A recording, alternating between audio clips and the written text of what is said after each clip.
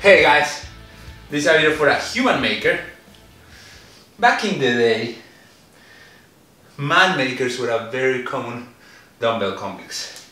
Man makers are pretty much the same complex, but instead of a American dumbbell swing or a double press, whatever you want to call it, there was a thruster in there.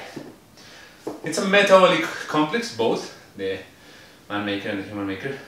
It's a metabolic complex that really targets the whole back, the whole posterior change metabolically. So what that means is that it's gonna get that pretty tired. And because you're in very compromised breathing positions, like you're in plank position, then you're like bending, right? It's gonna have a lot of aerobic demands that are not gonna be met, which means hell. Why am I doing the human maker? Because the man maker thing disgusts me. Like all that thing, like how to be a man and all that macho stuff, that toxic masculinity thing. I think we have to get rid of that, especially when it comes to fitness. It just makes us make bad choices. So I like to keep the good stuff. The movement is awesome. There's nothing wrong with that.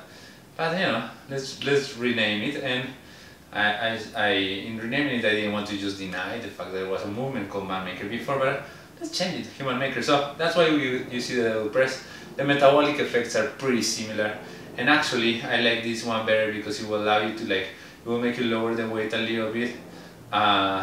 You will have to, but it will make you be more true to the conditioning purpose of this movement. That's a long spiel. Let's talk about form. There's not a lot of technique here involved, but there's a few things that I would like you to see. So, first thing, starting a good plank. When you row, I want you to row more here. There's nothing bad with rowing here. It's just gonna destroy your upper shoulder, and the shoulder is a small muscle. This is more lats and biceps. That's gonna last longer because this is conditioning, and I want you to last longer. I'm gonna prefer that.